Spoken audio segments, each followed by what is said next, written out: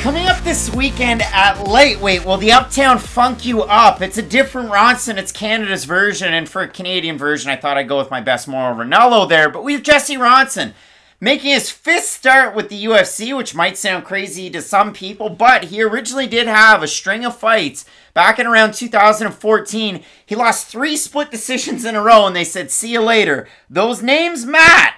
Yeah, I just want to get those out of the way. Michel Prazeres, Tractor, Francisco Trinaldo, and Kevin Lee. So they didn't give him any favors in those 3 fights. He spends some time away, wins 2 in a row, loses 3 in a row, and then he's more so on the winning end. But a real head-scratcher of a signing to make a short-notice UFC debut at 170 pounds against Nicholas Dalby. Everybody assumed that Jesse Ronson was going to lose that fight. I think it was 95% of the fans had Dalby to win that one. And Jesse Ronson, what does he do? He comes out striking. He ends up getting the finish. He ends up looking amazing in that fight. But the craziest part about it is it's overturned to a no contest after the fact. I mean, he even had a performance bonus.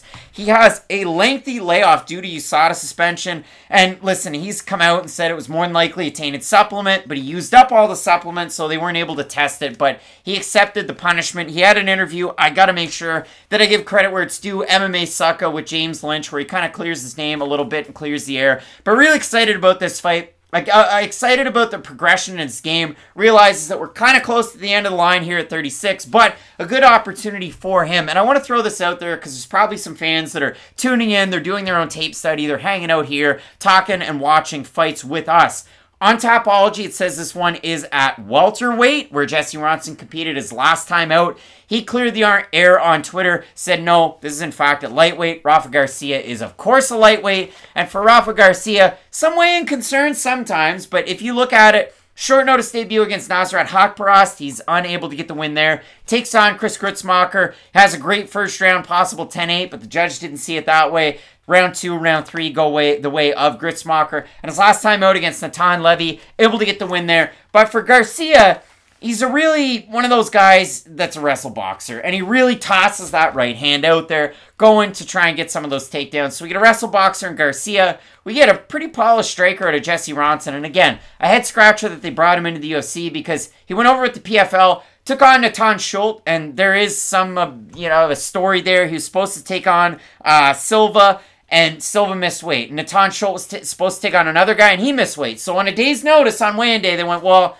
Jesse Ronson, you want to fight the guy that won the season the year before? And he went, yeah, I guess. So he loses the decision there, and he takes on Alexiakin, and he loses by finish. Beats Troy Lampson. That was a tough matchup for him. It really was. Beats Troy Lampson over with BTC in a main event. Submits him. That's a quality win. And then he gets that short notice call-up. But really, I don't know if I'd say it's a clash of styles, but these guys definitely do it in different ways. I'll say that. 100%. I do agree with everything you said about Ronson, but I do feel like we need to give him his flowers for that Dalby performance because I was truly impressed about how good he looked. And I was really upset's a bit of a stretch. You get the idea. Like, it's been unfortunate we couldn't see that same fighter compete a little bit more actively afterwards because Dalby, maybe a little bit past it, but you get the idea. He was still a well-rounded guy, a big name, and for Ronson to look as good as he did, I was really impressed by him. This fight against Rafa Garcia is going to be very interesting, though, because like you would say for Garcia, he's someone who will wing that overhand right, kind of crash himself into distance to have some of his success.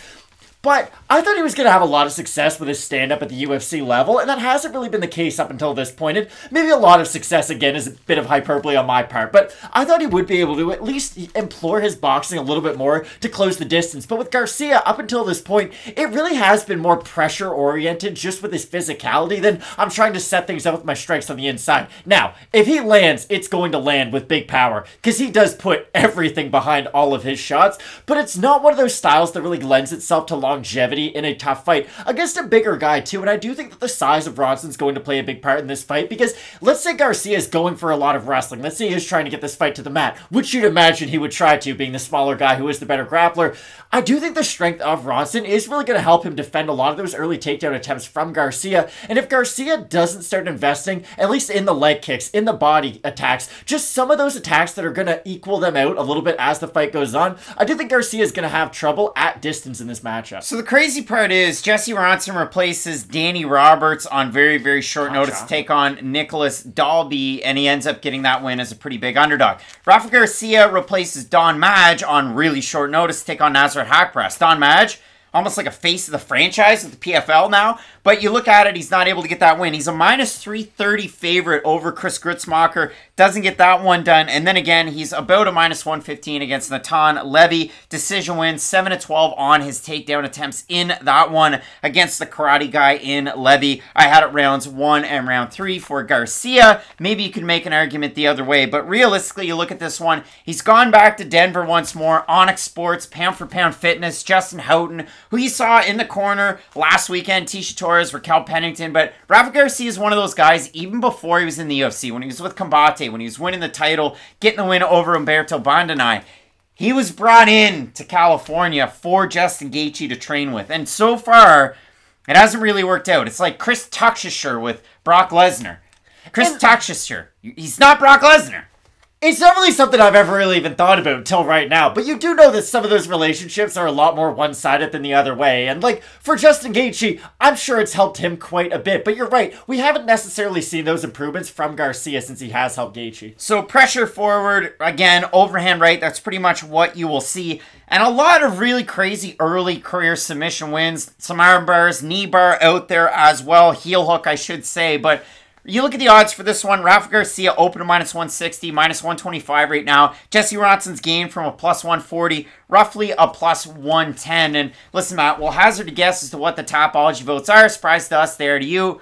I'm going to say over under 60% Garcia. I think Ronson will be the favorite. Garcia, 541 total votes, 79% Garcia, 85% by decision for the 21% that have Ronson off the 20-month USADA suspension he had, 67% by decision, 17% by submission. So the fans are going with Garcia. The odds have Garcia, but they're shifting towards Ronson. You talked about Ronson's takedown defense. It's something that has kind of cost him in the past against some really good guys. I mean, Michel Prazeres years ago was a beast in that division. Trinaldo, still somewhat of a beast at 170. And Kevin Lee, future champ. But Jesse Ronson didn't have an easy go that way. Again, takedown defense, not his forte, but his striking certainly is. So who do you have here? If Ronson didn't have a 2-year layoff, I think there's a great chance he would win this fight. I do think it's going to take him a little bit of time to get his timing back, though, and that's a tough ask to do when you're fighting someone who is so pressure-oriented like Rafa Garcia is, and I do think that if Garcia can get on the inside, he will have a lot of success.